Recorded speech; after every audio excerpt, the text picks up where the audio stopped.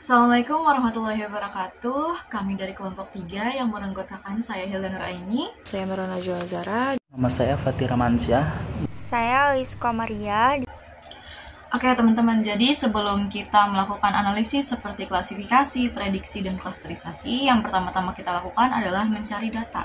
Karena apa? Karena kita kan analisis pakai data ya, nggak mungkin kalau nggak ada datanya. Jadi yang pertama-tama kita buka Google Chrome.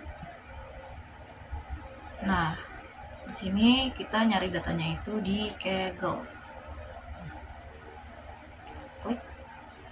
Lalu kita pilih aja langsung yang dataset karena kita nyari kan datasetnya ya buat dianalisis. Nah, dari sini, oke, karena kelompok kita itu milihnya topik bisnis, jadi di sini kita mau nyari data mengenai apakah seorang pelanggan akan melanjutkan berlangganannya lah istilahnya di sebuah perusahaan atau tidak, atau disebutnya itu churn. Kita cari churn. Lalu kita nggak bisa nih main asal pilih-pilih aja, misalnya ada yang tanda kayak gini atau kayak gini, itu tuh bukan dataset teman-teman. Jadi kita di sini klik yang dataset. Nah, sini udah banyak nih, ada yang churn modeling, customer, dan lain-lain. Nah, contohnya ini customer churn dataset. Misalnya kita pilih.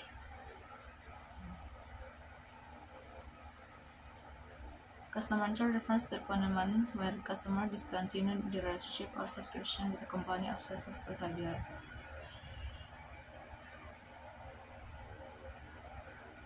Fenomena mengenai apakah customer akan melanjutkan atau tidaknya hubungan dengan sebuah company. Nah, ini datanya nih, data cardnya. Nah, di sini ada yang CSV. Kalau CSV ini biasanya bisa dibuka di Excel. Nah, ini data explorer-nya ini ada dua, ada yang testing, ada juga yang training, yang mana berarti data ini bisa digunakan untuk menganalisis prediksi, atau bisa juga untuk klasifikasi dan klasterisasi dengan menggunakan data testing. Nah, jadi habis itu di sini ada klik download, kita download aja yang testing sama trainingnya. Nah, download dataset. Atau enggak? Ini kan download langsung semua. Nah, di sini nih ada nih, klik download. Langsung. Nah, di sini udah muncul, terus juga yang training. Kita download.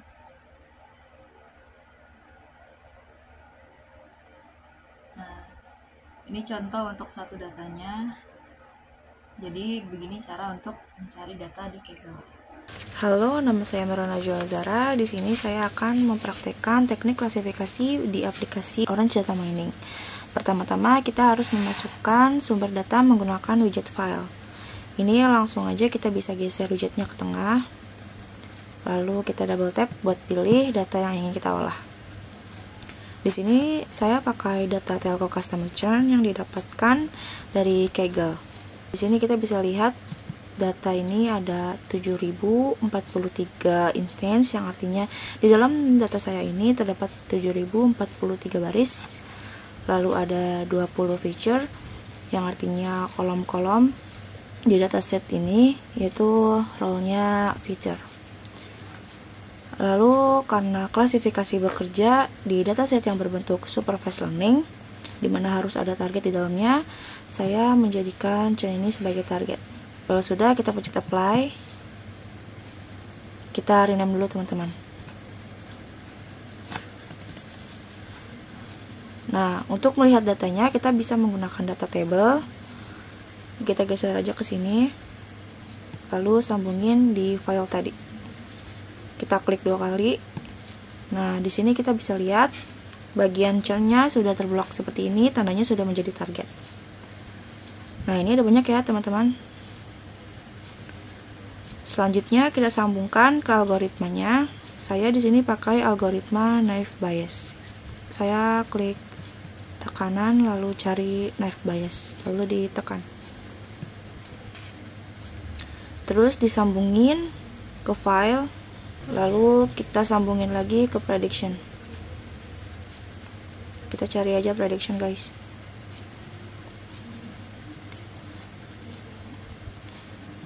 Nah, ini kan kosong nih. Biar nggak kosong seperti ini, kita tarik lagi dari, bentar saya rapiin dulu. Nah, kita tarik lagi dari klasifikasi ini filenya ke prediction biar ada isinya. Bentar saya rapiin dulu guys.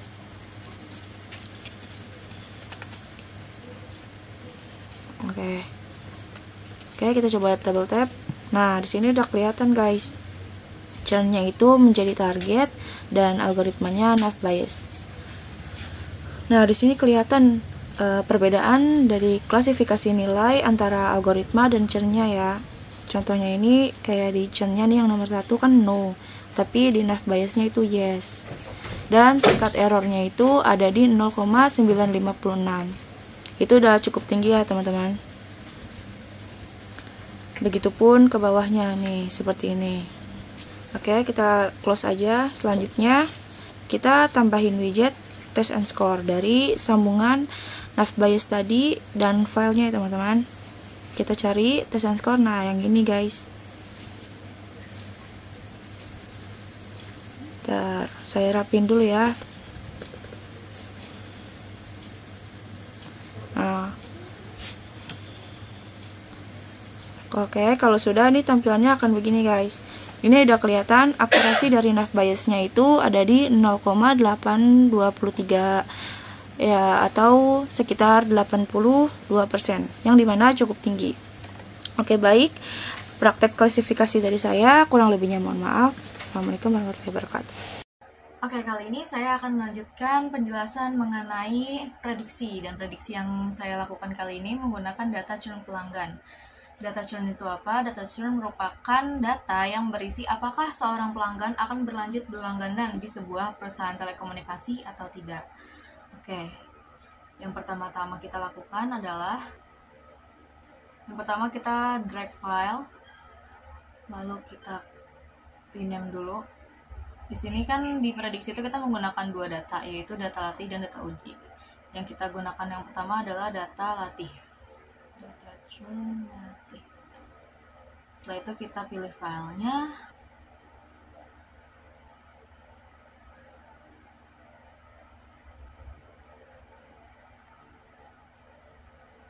Oke. Setelah itu state ini kita sebagai meta. Dan di data latih itu ada target, dan di churn ini kita gunakan sebagai targetnya teman-teman. Kita apply, kita tutup. Untuk melihat datanya kita sambungkan ke data table dan kita bisa lihat datanya. Di sini ada 0,0% missing data, yang mana berarti ada kemungkinan data yang hilang atau nggak ada isinya. Nah, di sini contohnya nih yang nomor ketiga nih, di total day charge itu ada yang missing. Nah, makanya kita perlu pre-processing. Dari data itu kita tarik, kita pre-process. Nah, di sini kan tadi ada missing values ya. Jadi di missing values-nya itu kita pilih yang impute missing values, lalu kita replace with random value. Jadi di yang hilang tadi itu akan diisi dengan angka yang random. Lalu kita sambung ke data table untuk melihat datanya. Nah, contoh tadi yang nomor 3 itu di total day charge. Nah, itu tuh udah ada isinya teman-teman. Jadi yang hilang tadi udah nggak ada. Nah, selanjutnya kita akan menggunakan algoritma. Di sini algoritma yang kita gunakan tree. Nah, karena tadi kita udah melakukan pre-process data, maka data yang akan kita gunakan itu yang udah di pre-process teman-teman. Kenapa? Karena kalau pakai data yang awal yang belum di pre-process, itu masih ada yang missing. Jadi kita sambungin dari pre-process data ke data. Oke. Nah, untuk melihat hasil visualisasinya kita klik tree viewer. Nah, ini data tree-nya ya teman-teman, visualisasinya.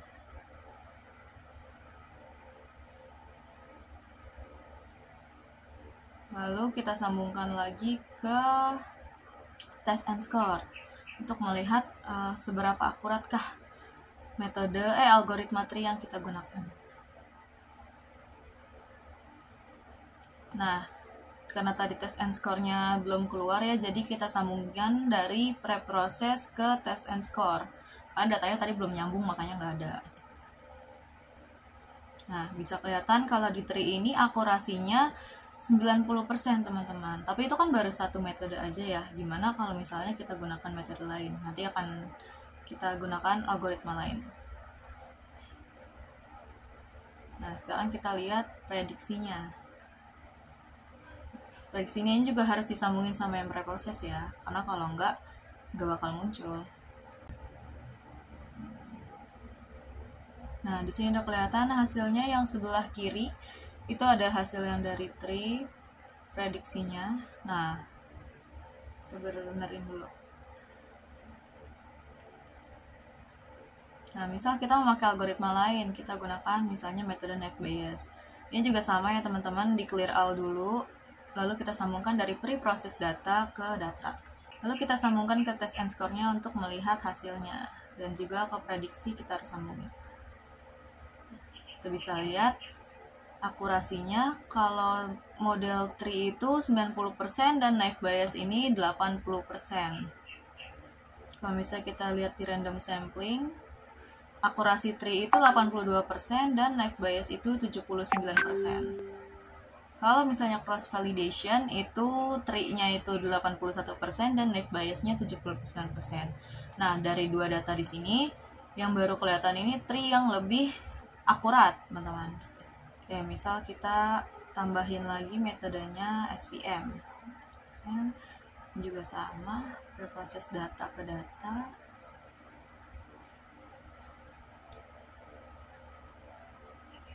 Kita sambungin ke test and score, kita sambungin ke prediksi.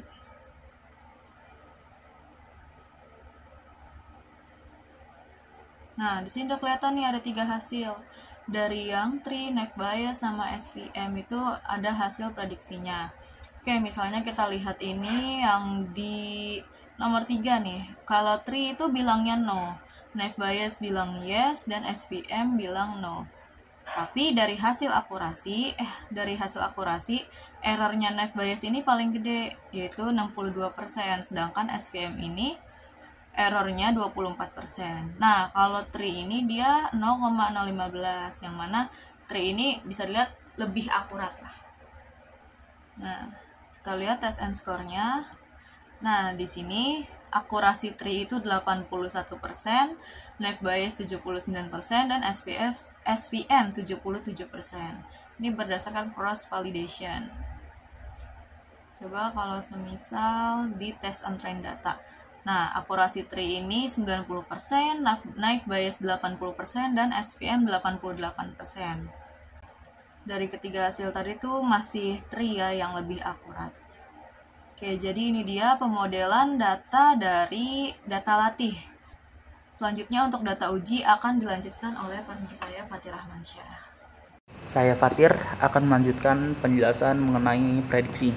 Oke, setelah kita melakukan modelan dari data latih, selanjutnya kita akan menggunakan data uji atau unsupervised learning. Di sini kita drag filenya dulu. Kita pilih file nilai churn. Oke, di data uji ini bedanya dengan data latih adalah tidak ada target. Lalu di sini kita klik apply. Selanjutnya kita sambungin ke data table untuk melihat datanya.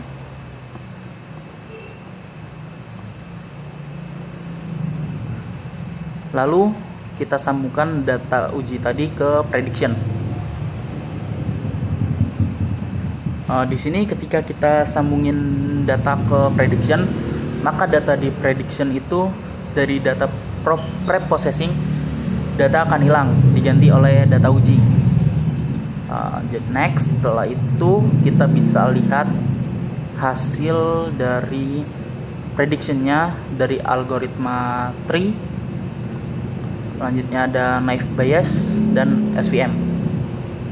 Kita di sini itu harus sambungin ke data table untuk lihat datanya.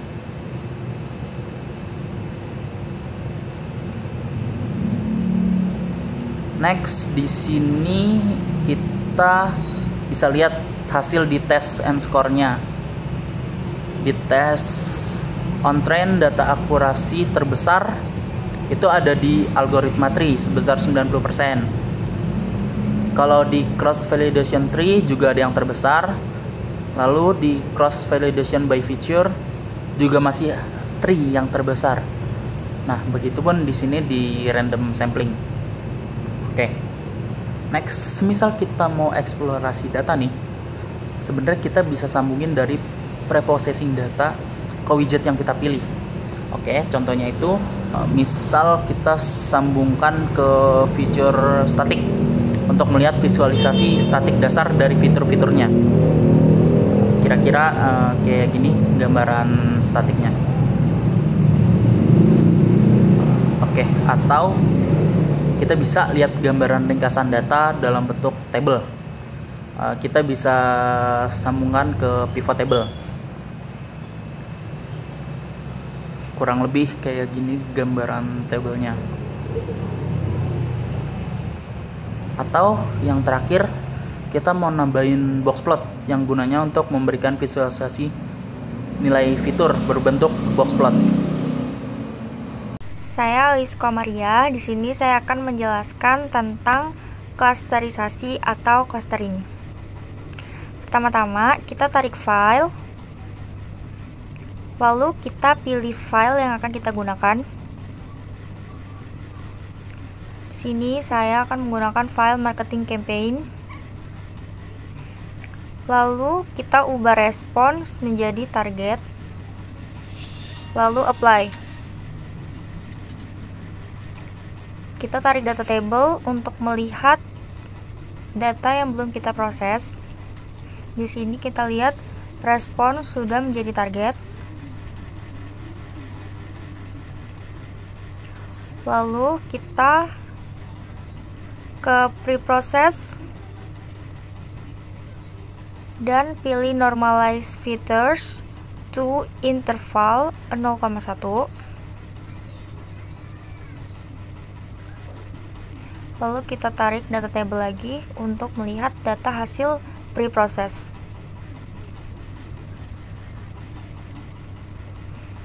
Ini adalah data hasil preprocess. Selanjutnya kita tarik k-means.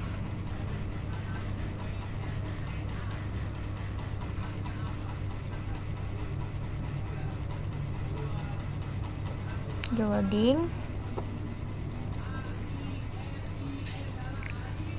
Selanjutnya di k-means kita pakai from 2 to 5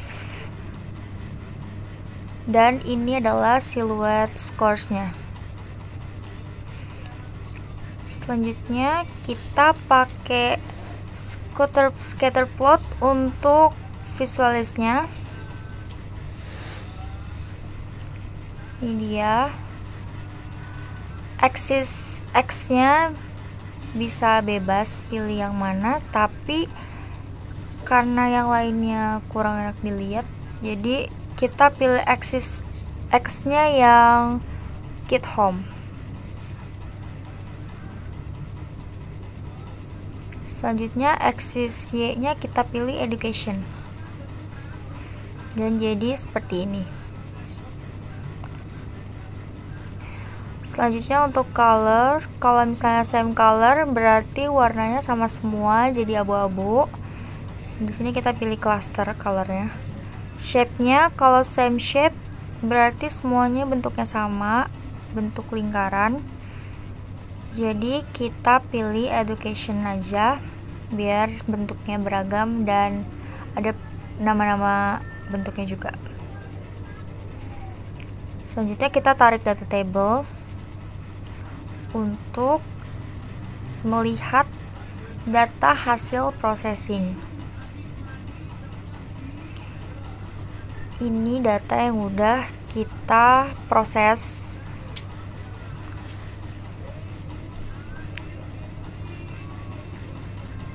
Menjadi klasifikasi ya, udah kita klasifikasikan. kita ubah dulu namanya jadi data hasil clustering.